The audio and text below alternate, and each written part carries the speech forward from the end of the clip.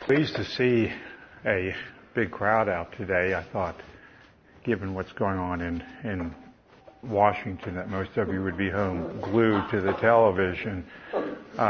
This is particularly true after the report I read on The Onion this morning that the highlight of the parade would be Saddam Hussein being hauled down Pennsylvania Avenue in some kind of a circus wagon. And I thought, if they could have put J. Edgar Ashcroft in that with him, well, I would have even stayed home and watched. But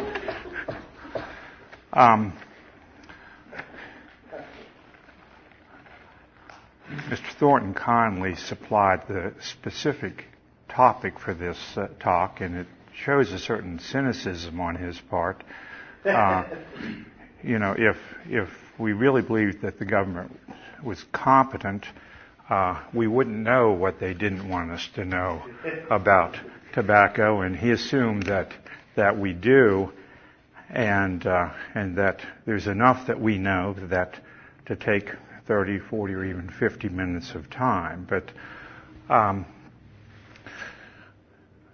I think that maybe the way I should spin this is to say that there are a lot of things that we think that we know about tobacco policy and smoking which are not true. And the source of our information is varied, but a great deal of it does come from the government, and I think as a consequence of what we have been told, that we have a very poor understanding of some issues that I think are very important from a health and from a financial perspective. Okay, now to start off, I know that anyone who talks about tobacco is sort of required to make some confessions about financial ties, and so some of the work I've done is just because I'm interested in it, and I have been reimbursed for some of the work that I've done. I, along with some others here at Auburn in the 1970s, received support from a couple D.C. consulting firms, which were in all likelihood funded by the Tobacco Institute. I don't know that to be the case, but I suspect it to be the case. And essentially at that point, what we did is looked at some of the allegations that were being made by the government about smoking and the consequences of smoking, and responded to them. And I feel that when the government is making a case against smoking, that they have an obligation to make an honest case. And what we found, that is, in a number of their studies where they estimated the costs of smoking, it was quite clear that their methodology was designed to get a very big number. And in fact, at one point, they had a software package that was used to calculate the economic cost of smoking, and it was sort of a black box where you could give some data about population, average ages, percentage of people smoking, and on the basis of that, it would generate some number about what the economic cost per year of smoking was in that particular community. And the black box was developed at the University of Minnesota, publicly funded, and when we tried to get a copy of it, they, in essence, wouldn't give it to us, and they said, "We were afraid you're connected to the Tobacco Institute, and we don't want them to have a copy of it." And so we had to get a graduate student to write to them saying that he was thinking about, I guess everyone's thinking about everything, thinking about doing a dissertation on the evils of smoking, and they were very happy to send him their black box, and then he passed it on to us. And among the other things we found is that what they would do is they would look at various illnesses and look at the incidence for smokers and for non-smokers, and then calculate the excess illness due to smoking, and then associate some economic cost to that. And to their surprise, they found out that there were some diseases and illnesses which were less prevalent among smokers, And so rather than calculate that as a benefit, they said, well, we know that smoking is harmful and it can't possibly be a benefit. And so the package ignored that.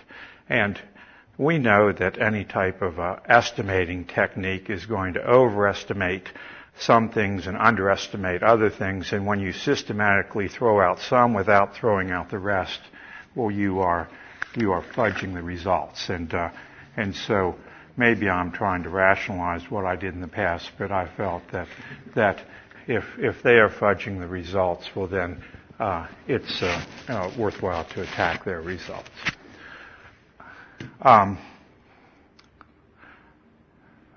Also, later a few years later, I worked for a few months for a Kansas City law firm with the, I think, interesting name of Shook, Hardy, and Bacon, which represented Philip Morris. And essentially what I was asked to do is they would send me drafts of proposed anti-smoking ordinances, and I was asked to express an opinion about if you were trying to argue against the imposition of this ordinance, what arguments would you make? During the last 5 or 6 years, I and others here at Auburn have received some research support from the University of Alabama at Birmingham's unrestricted grant funded by the U.S. Smokeless Tobacco Company. And in particular, they are interested in getting information disseminated about the consequences of switching from smoking cigarettes to using tobacco or getting nicotine in alternative forms.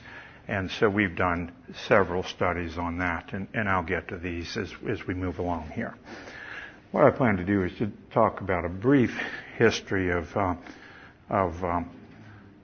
the tobacco and tobacco industry and smoking. A little bit about the switch in the type of tobacco Americans use from chewing tobacco to cigarettes. A bit about the American tobacco policy that was implemented, I guess, in the Roosevelt administration, where we had allotments set aside to grow the types of tobacco that is used to cigarettes. Then I'll talk a little bit about the war on tobacco and the Master Tobacco Settlement. Okay.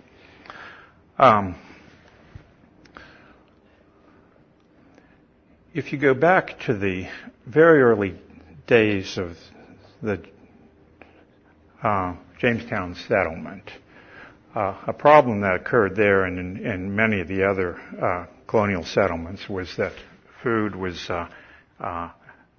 in short supply, and hunger was an ongoing problem. And as one could imagine, when settlers are hungry, they're not happy, and it created a lot of problems. And so reports from the natives had suggested that the use of tobacco was an effective way to suppress appetite.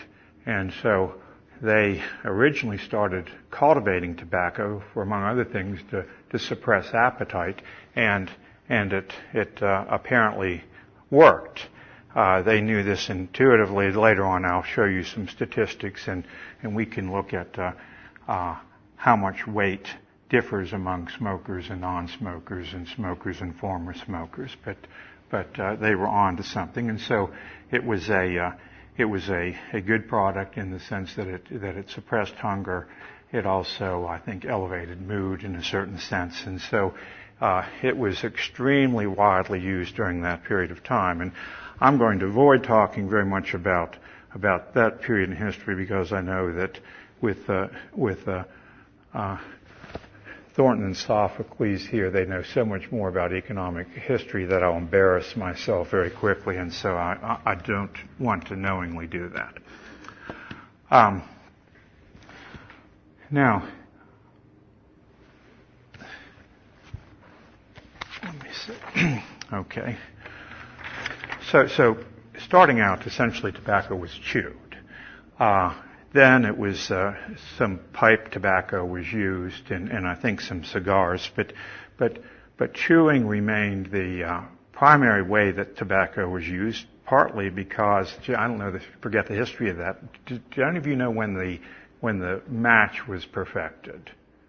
I knew that at one time, and before people had matches, I would guess that smoking something like cigarettes would be a pain in the ass because you know, when you wanted a cigarette, you wouldn't have fire, and so it was after matches that were perfected and started to be widely used that smoking became more prevalent. But in 1881, someone named James Bonsack invented an automatic rolling machine, and the Industrial Revolution came to the tobacco industry.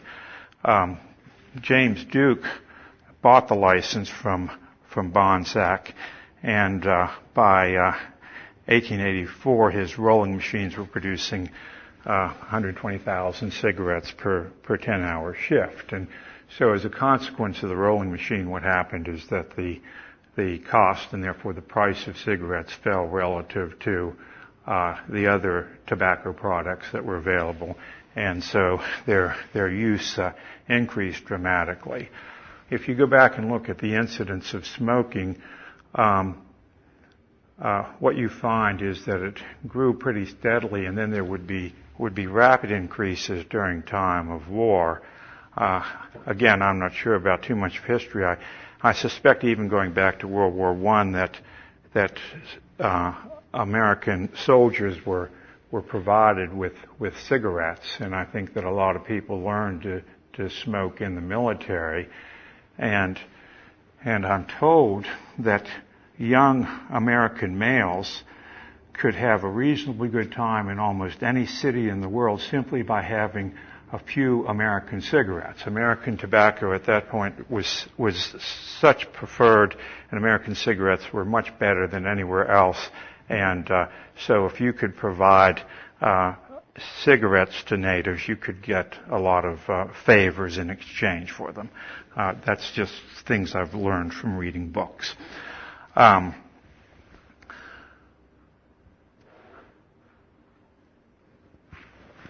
see. The next, I think, issue that I'd like to talk about was the sort of the episode of tobacco regulation that started in 1938 and prevails today. I first gave this presentation last summer. George Mason, the Mercatus Institute, has a program where they do 2-day training seminars for House and Senate staffers, and so I did one on smoking policy. And when I'd agreed to do it for a modest sum of money, well, Rob called me and said, we're thinking about ending the buyout program, and there's some proposed legislation, and what I want you to do is, if you can, is to read up on that and have something to say about that. And I said, sure, that'll be fine. And so I started reading up on it, and I realized pretty quickly that I regretted having done it without extra pay, because it was truly astounding. In fact, after spending a couple days reading on it, I tried to explain what I thought was correct to a couple colleagues, Randy Beard being one of them, and his response is, no, it couldn't possibly work that way. But I think that it did. Now, without getting bogged down in the details of the program, the essential details are that starting in 1938, certain plots of land were assigned tobacco quotas. And you could grow some types of tobacco, but the two types of tobacco that are used in cigarettes could only be grown on quota land. And each year, tobacco buyers indicate what they plan to buy at the beginning of the growing season, and then the planning is adjusted to reported demand, and penalties are assigned if the buyers fail to buy as much as they indicated that they wanted. A minimum price is determined by a formula which includes production costs, historical costs, and quota holders are guaranteed that price. Lots of tobacco which fail to bring that price at auction are bought up by a cooperative of buyers and sellers and plowed under. And so it's some type of a scheme where buyers and sellers join together to keep the price up to, in some sense, subsidize buyers and sellers. And I thought about trying to do a graph of this, and it was absolutely astounded. I should point out that the quotas can be rented or permanently transferred under rules that vary from state to state. In some states, you can only transfer rights within a county or an adjacent county, and so it's complicated by different rules in different states. Now, as bizarre as this may seem, one of the articles that I found assessing this policy, which is allegedly by a couple of the experts in this area from Texas A&M, they end up by talking about eliminating the tobacco program. Now listen to this. An extreme policy option available to policymakers is to completely eliminate the price support production control program. Okay? Now, I think we see that there's real trouble when we think of decontrol as being an extreme policy option. Again, without really getting involved in all of the details, let me show you a couple of things that have happened to the U.S. tobacco market in recent years under this program. And if we think about it, it's not really surprising. If we look from 1960 to the present, what we find is that there's been a fairly steady decline in the U.S. share of world tobacco exports, and these are exports of the types of tobacco used in cigarettes. And not surprisingly, at the same time, the share of U.S. tobacco used in U.S. cigarettes has fallen from about 90% to 40%. And so what has happened is, although I think the United States clearly had a pretty strong comparative advantage in growing these types of tobaccos, the government policy kept the price so high that growers in Brazil in particular and other countries had an incentive to produce competing products, and government policy has in essence resulted in the partial demise of the U.S. Tobacco production. Now, I suppose if someone were really sufficiently anti-tobacco, they might say that this is a good thing, but almost everyone knows that imports are bad and exports are good, and to justify this perverse program on the basis that it has these results would be a real stretch, I think. Okay.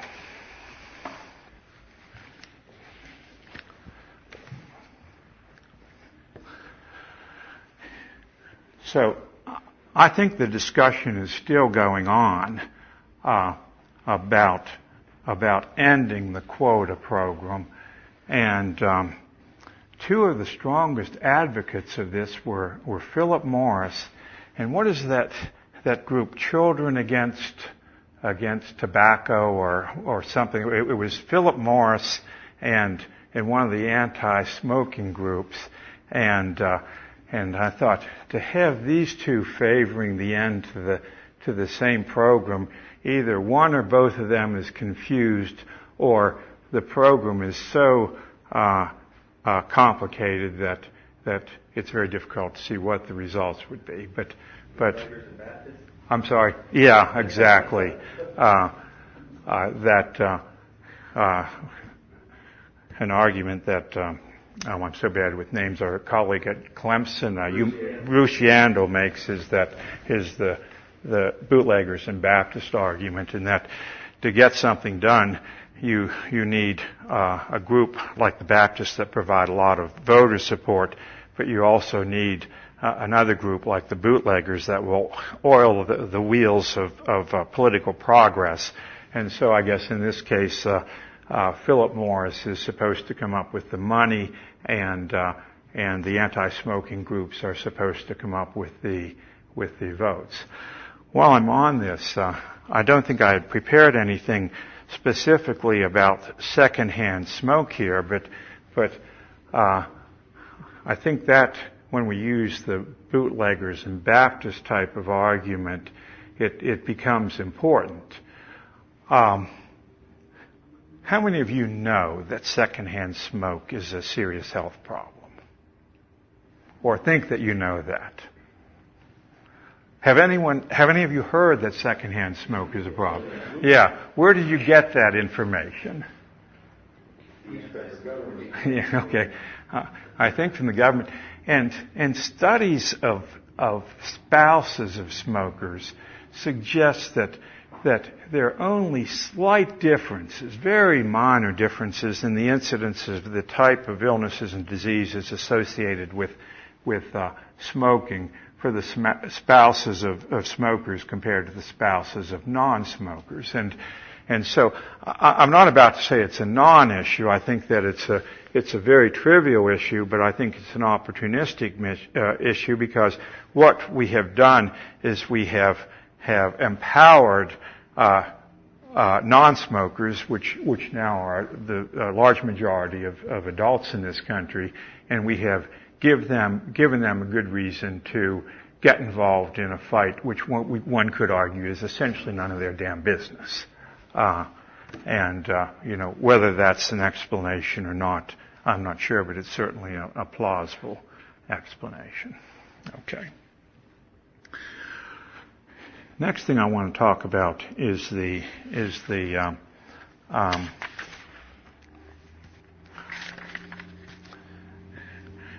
war on tobacco, and started in the 60s, where originally advertising restrictions were placed on the tobacco companies, and warning labels were put on the packages.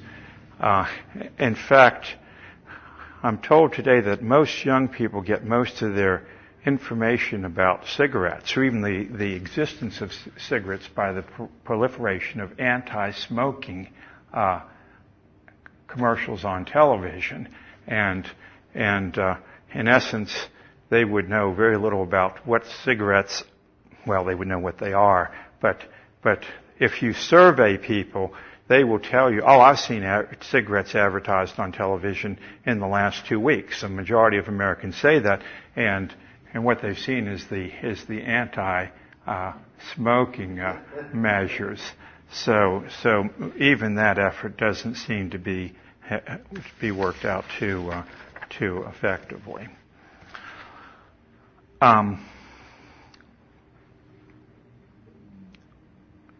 Okay, but we do know that this, in combination with higher taxes on cigarettes and a lot of restrictions on indoor smoking, and even in some communities outdoor smoking. John, your favorite place in the country, I think, is Maryland, and I believe it was one of the small towns in Maryland that passed a law against smoking. Was it anywhere outdoors? I think that it was against the law to smoke in your own backyard. Your own backyard. Yeah, okay. Okay. Okay. Now, let me see if I can. Well, I don't need to put the overhead up, but one other overhead I had provided was a graph of Philip Morris stock compared to the Dow Jones average, and what we find is that starting in 1964, maybe I can pull this out conveniently, or maybe not. Yeah, that's it. Between 1970 and 2004, the Dow Jones average had gone up to 10 times its original level, and the price of a share of Philip Morris stock, adjusting for splits, had gone up by 160 times.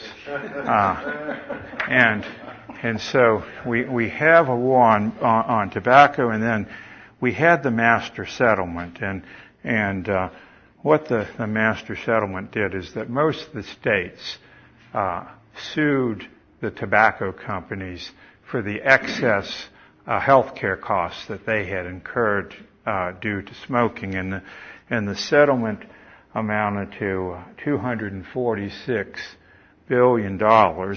And from this graph, what we find is that the stock of Philip Morris fell to about one-half its initial level after the announcement of the settlement. I remember hearing that, and I thought, well, the tobacco companies are gone. And within 2 years, the stock had bounced back and risen above its previous level. And you could wonder how in the world this could be the case. Well, I don't know who the economist working for Philip Morris was, but for Philip Morris shareholders, whatever they paid him was a whole lot less than what his services were worth. And if you look at the nature of the agreement, essentially what the tobacco companies did is agreed to stop advertising cigarettes.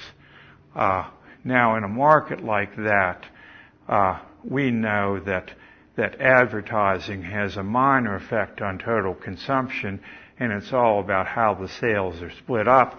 And so, had they been free to do so, they would have probably formed a cartel to start out, agreeing not to advertise, because the less they all advertise, the more profitable they are. So the agreement, in essence, forced them to behave in this fashion. Now, it was even more clever than that. In deciding who paid, and these $246 billion are being paid over 25 years, and in deciding how the fines were divided up among the tobacco companies, it was based partly on market shares, but it was also based upon future market shares. And it was set up in such a way that any new company that entered the market paid a huge penalty. I mean, they paid about twice as much as the incumbent firms, and so they created a situation where no new firm wanted to enter the market. The fines from the government were prohibitive. It was also the case that each firm, in some sense, had a strong incentive to reduce its market share, and so if everyone's trying to reduce its market share and you have an inelastic demand curve, well, what you do is you raise prices. And so what happened is that intentionally or unintentionally, the master settlement was one which forced the tobacco companies to behave in a more profitable way than they had previously. Now, we have at least two explanations. One is that the government, in some sense, bungled things, and another one may have been that they had some good economic analysis working for the tobacco companies. But that's essentially the way things have panned out. Okay.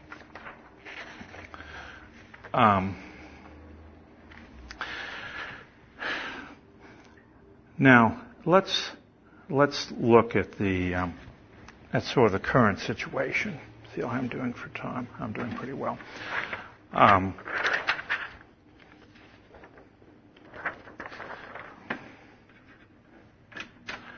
When I say current, this is probably a couple years old, but there are approximately 46 million current smokers, percentages of men and women. These are, I guess, for over the age of probably 21. I'm not sure about that.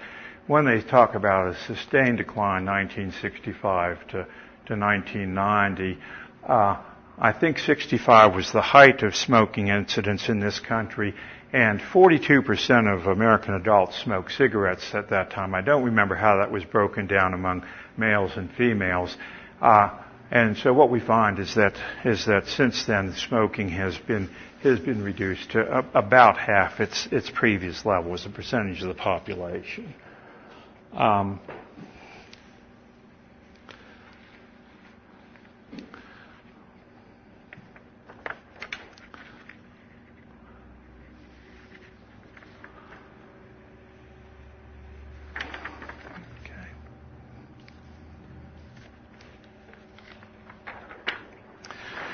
I think we should point out that while we can talk about a sustained decline, what happened is that there was a fairly sharp decline until about 1990, and now things have leveled off. And so despite the high prices and all the notices about the ills of smoking, we still have 46 million current smokers.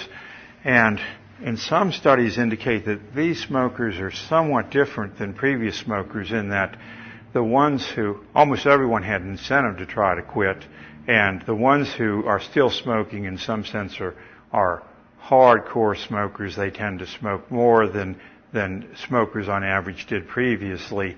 And these are people who, most of whom have tried to quit and have failed. Now, I see in today's Plainsman that maybe if they were students at Auburn, they would have succeeded.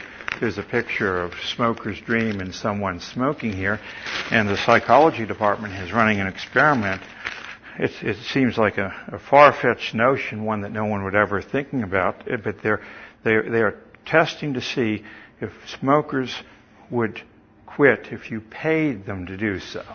And when asked where they came up with this idea, someone said they heard about it from someone at Johns Hopkins. And so apparently they didn't learn about this in an economics class, but they learned about it.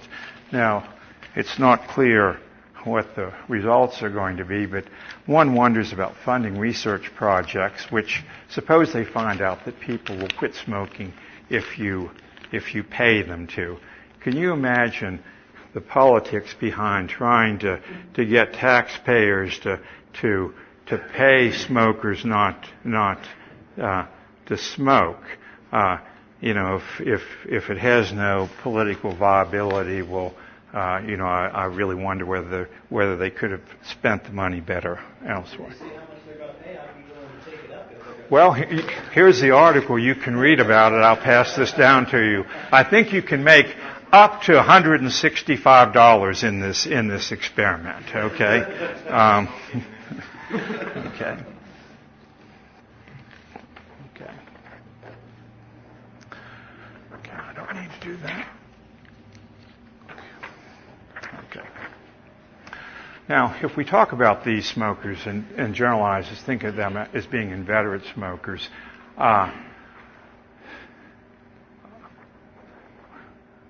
they use cigarettes as a convenient and inexpensive source of nicotine. Now, this may seem obvious, but it's not obvious to everyone. The government still operates as if people smoke for reasons other than nicotine. For example, not too recent, 1993, I guess, manual funded by the federal government gave these hints in how to quit smoking. Okay, it says, keep your hands busy. Well, you can read. I don't have to read this aloud to you, but it seems to imply that we smoke because we don't have a daydream ready to go, and it's this simple. People smoke because they are. I know there's some libertarian Austrians here who might be offended by this term, but they're addicted to nicotine. Okay? Now, by addicted, I guess I mean that if they go without nicotine very long, they have a craving for nicotine. Now, let's raise this question. If burning cigarettes and inhaling the smoke is very bad for your health, and people do that because they want nicotine, and you wanted to get them to engage in more healthful practices, what would you suggest? Daydream about smoking? Well, maybe. Pardon me? Yeah, I mean, wouldn't the solution be, well, get your nicotine in a better form? And are there other ways to get nicotine? And the answer is yes. before we had a lot of cigarettes, we had chewing tobacco, and one way is to go back and chew. Now I'm not going to advocate that too strongly because the whole idea of it's a pretty disgusting habit. Leland, I don't know if you remember your days of teaching at Texas A&M, but I remember when I got there years later, the students would still carry a cup into class, and they would chew and spit in their cup, which was pretty disgusting, but even more so because they had a tendency of bringing a clear cup in with them.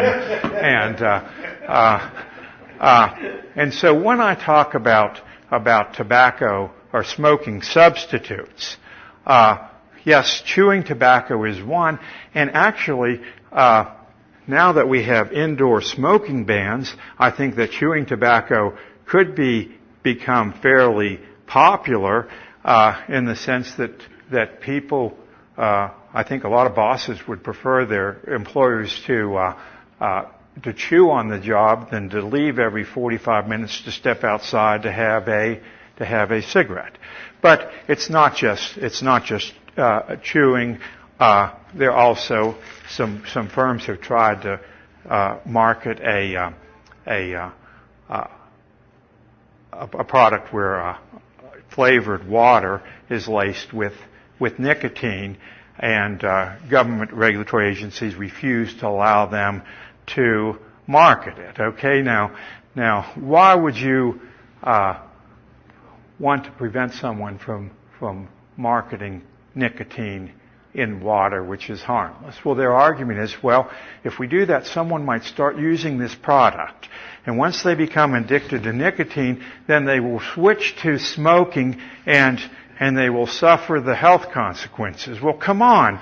I mean, we know, or we should know, although the government, hasn't done a perfect job, that smoking is terrible for you, that nicotine is essentially harmless. Cigarettes are highly taxed, and how many people are going to switch from a safe, inexpensive product to a dangerous, expensive alternative? And I think the answer is a handful, but that's all we need to ban something. If there's any harm, ban it. Okay. What I'm proposing is we think in terms of harm reduction. Now, I'm not suggesting that the cigarette alternatives are perfectly safe. They aren't. Cigars are a bit safer than cigarettes, but not a whole lot more. Chewing tobacco is a whole lot more safe. Now, I know the case against chewing tobacco. How many of you remember when the campaign against chewing was in its heyday and the colleges banned the use of chewing? I think, are the major leaguers still chewing? I don't watch enough baseball to know. They are, but we were trying to get everyone to quit chewing. Do you remember how the scare tactic that was used? Pictures of the mouth. Yeah, pictures of the mouths. And I'm told by Dr. Radu, who we work with in UAB, that he's worked with oral cancers for 25 years, and he has never once found anyone who chews tobacco who has oral cancer. In fact, in investigation, the pictures that they used were of smokers, not chewers. And so even for oral cancer, the incidence is greater among smokers than it is among chewers. Okay.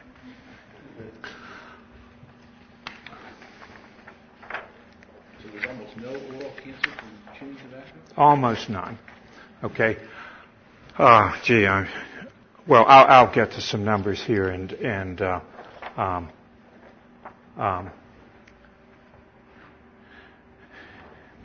couple points will become clear.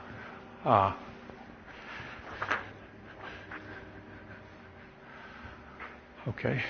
The strategy that we're proposing is that if someone is addicted to nicotine and is currently ingesting it in a harmful fashion and has tried and failed to quit, then let's provide nicotine to them in a less harmful fashion. Now, you might say, well, what's wrong with the patches? We have the patches. We have the gum. And the answer to that is, well, pardon me? They have the little inhalers. Okay. Look like cigarettes. We have the little inhalers, but what we find is that, how well this graph will come out. I love graphs that have nothing on the axes, but the graph here is one where you have sort of absorption of nicotine and time here. And so what you find is that if you start off smoking a cigarette, you have a real quick burst of nicotine in your blood level. And then it drops fairly quickly, and I'm sorry, I should have the data here. I'm not sure exactly. I think it lasts about 40 minutes, and that's why cigarette smokers tend to want to smoke about every 40 minutes. After a reasonable period of time, the nicotine is leaving the bloodstream, and the craving for nicotine is occurring again, and so they come back. Now, if we look at the gum and the patches, what we find is that they deliver the nicotine in a slower fashion. And so for people who crave the nicotine right now, they don't get what they are looking for right now. And so what they're inclined to do is to go back to smoking. Now, if we look at smokeless tobacco, one of the benefits is we find that it really mimics smoking quite well, and there's a reason to believe that if this were promoted, that it would be an extraordinarily successful way of smoke cessation. Now you might ask, a good question would be, well, what would the success rate be? And the answer is, at least in this country, we don't know, because we have discouraged the use of smokeless tobacco so much that we have very few people who use it, very few people who switch to it, and to my knowledge, no real studies of this. Other studies that we've looked at suggest that, there are other ways that you can quit. Self-help, just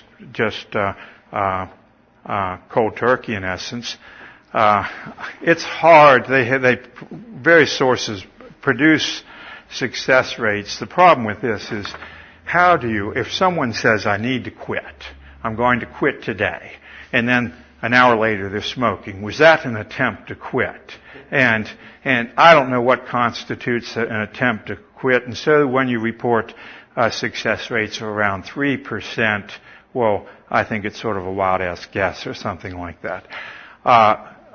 Behavior modification, I guess this would be hypnosis and other procedures like this, fairly expensive, but about a 15% success rate. Nicotine gum has a success rate of around 13 to 15%. And the nicotine patches, this suggests that the patches in gum delivered about the same way, but for some reason the success rates are lower than 10%. And Zyban, I don't know what Zyban is, but they have had considerable success with that, about 28%. Now, if we looked at smokeless tobacco, I have every reason to believe that the success rate would be a whole lot higher than this. Now, when I talk about smokeless tobacco, in Sweden, and I won't take the time to show all these slides, I'm running out of time here, but in Sweden, for reasons that I don't quite understand, smokeless tobacco is extraordinarily popular among men, but not among women. And the way they use smokeless tobacco is they have little gauze packages that they slip between their lip and gum, and they absorb the nicotine into their gum. Because they aren't chewing, there's no need to spit. In fact, when Professor Radu first introduced some of us to this topic, the facts look good, and all I could think was, it's a good product, but it's so disgusting that we couldn't possibly get anyone to use it, particularly not women, okay? And after he finished his talk, he said, now, I'm not doing this, I'm not going to do this because I don't want to use any tobacco products, but he said, now, I know what you're thinking, and he said, I want you to know that I've been using smokeless tobacco the whole time that I've talked to him. He reached in, he pulled this little packet out from under his gum, and he had talked to us for 50 minutes. There was no interference with his ability to speak clearly, and he had satisfied a presumed nicotine need without inside, without any secondhand smoke or anything like that. Now, in Sweden, what we find is that among men, they have the highest rate of use of smokeless tobacco of any country in the world. And they have the lowest smoking rate. They also have the lowest cancer rate of any developed country in the world. Within the same country, the women there smoke cigarettes at a level that's quite high by European standards, and the women there have the second highest lung cancer rate of any population in Europe.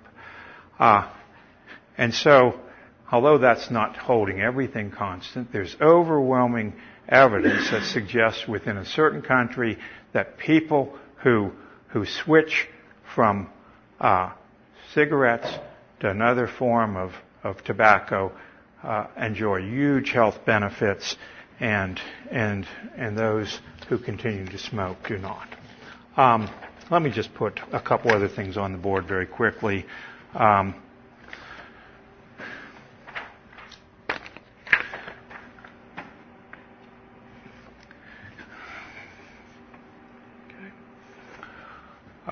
If we look life expectancies between never smokers and smokers are large.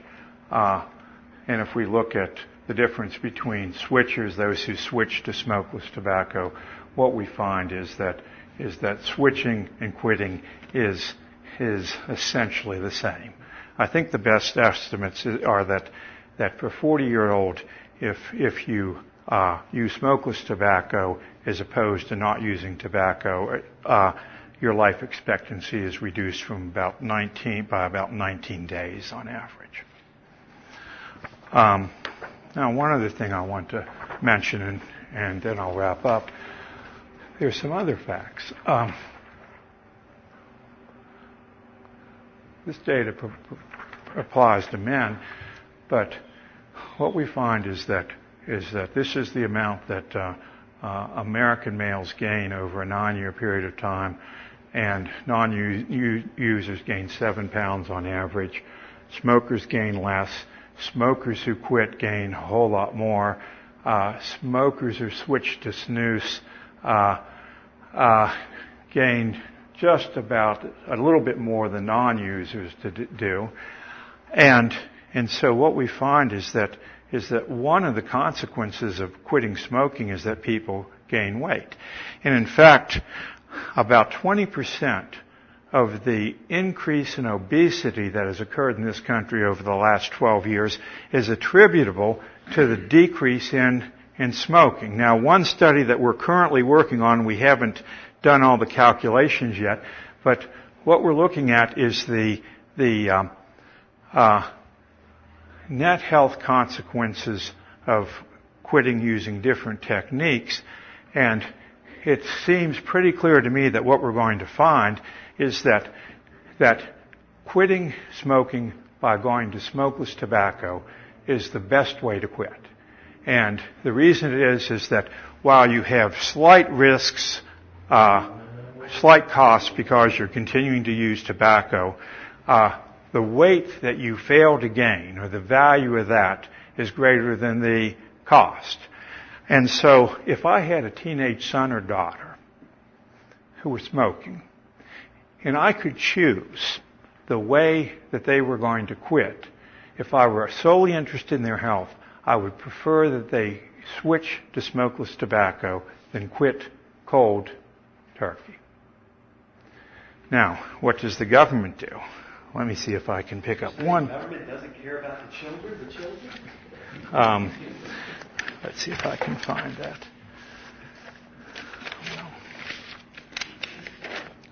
This is from a bill that's now before Congress, the DeWine-Kennedy bill. I don't know who DeWine is. We probably know who Kennedy is. And it's, okay, it says, no person may introduce or deliver for introduction into interstate commerce any modified risk tobacco product unless approval of an application filed pursuant to subsection D is effective with respect to the product. Okay? You are not allowed to advertise something as being a reduced risk product without government approval. Now, what constitutes advertising? Well, if a smokeless tobacco manufacturer responds to media inquiries regarding the ongoing public debate regarding tobacco harm, that is viewed as advertising, and the product is subject to regulation. If a smokeless tobacco manufacturer finds a researcher who, as a result of individual scientific research, publishes a paper concluding that the use of smokeless tobacco is significantly less harmful than cigarette smoking, the product is then subject to regulation. And so what they're in essence saying is we are not going to allow anyone to promote any potentially harmful subject as being a good alternative to smoking. It's the attitude, quit using tobacco or die. Okay? And I think there are better choices. Okay, I'm sorry I used a lot of time, but I've said all I need to say. Thank you, Richard. You know why government allows the gum and the patch and not the water? Is it because they're distributed by, say... Well, let's see. I'm trying to think now. The gum and the patch were both prescription only, weren't they? And what is the situation now? I don't think they're prescription anymore, are they? I think the patch, you can buy the patch. Okay. But they are sold primarily by pharmaceutical companies, Okay. I think. Mm-hmm. So I think, as a pharmaceutical, it has to be prescribed by a physician. The gum and patch and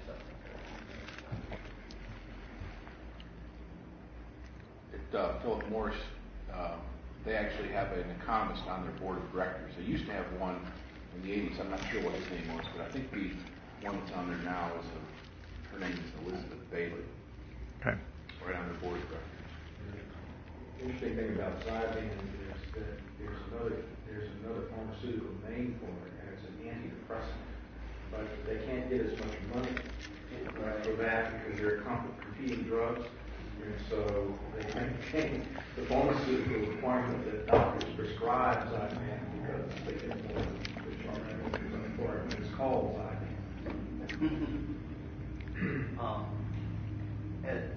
I'm sure everybody's seen those commercials by that Truth.com. They're the ones that always drag the body bags out and everything. Well, my brother and I were watching it a couple of years ago, watching one of those commercials, and neither of us is a smoker. I mean, I have a pipe that I smoke once every 8 months or so. I designed it with a smoker pipe. But we were watching this, and it was just, we're both libertarian, anti-government types, and pretty resistant to anybody telling us what to do. We both came away from watching these commercials saying, that makes me want to take up smoking. So we went to their website and wrote a nasty down saying, are you secret shills for Philip Morris or somebody? Well, last year, a friend of mine was majoring in marketing up there in North Carolina, ECU. And one of her marketing classes, they were assigned some projects. They had to look at some various marketing campaigns and look into the background and how this marketing campaign came out and everything. Well, they happened to look at the Truth.com campaign, and it turns out that they're 100% funded by Philip Morris.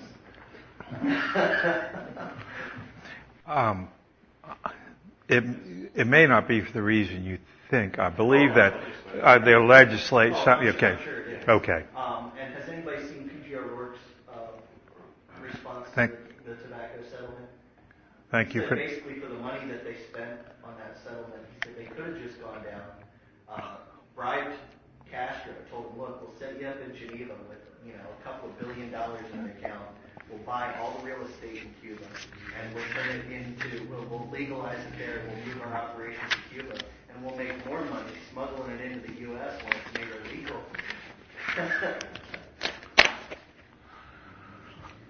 This is outside the scope of your talk here today, but in the build-up to the master settlement, we were bombarded from government through the news media about just general. I don't remember any specifics, but general statements that the whole purpose of the suit was to make up the amount of money spent for Medicare and so forth, treating smokers because they have more illnesses and so forth. And my first thought then was, well, what about the money that is saved because they die 8 years earlier and therefore they don't draw Social Security as long, sometimes not at all, et cetera, et cetera. And I heard of a study that somebody had done anyway, and showed that there was actually a net savings to government when you factor all that in, but I've never actually seen a study. Have you seen any data on that? Yeah. There are various studies. Yeah. These guys at Harvard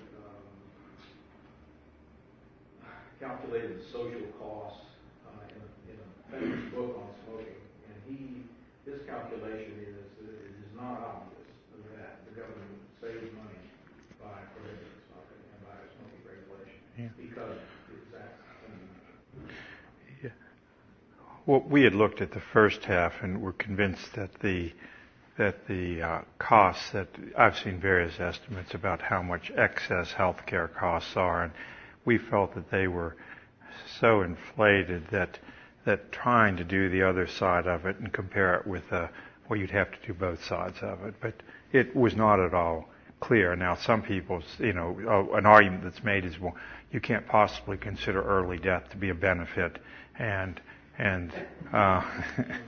that's true for yourself anyhow, but maybe not. It's not for the government. Yeah. It's for me. Okay. The way I look at it. One of the most egregious errors that the government makes in the statistics is to rely on mortality records.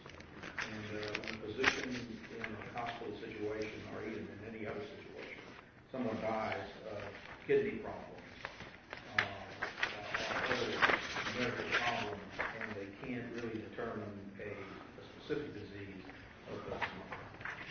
And so in the statistics are inflated in terms of the number of deaths attributed to smoking. I mean, if you die of a brain hemorrhage and you're a smoker, that's a prima facie case that smoking caused this problem.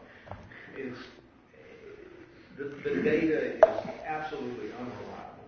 And the study that Richard was speaking of is called the Samnick study, which was developed at the University of Minnesota.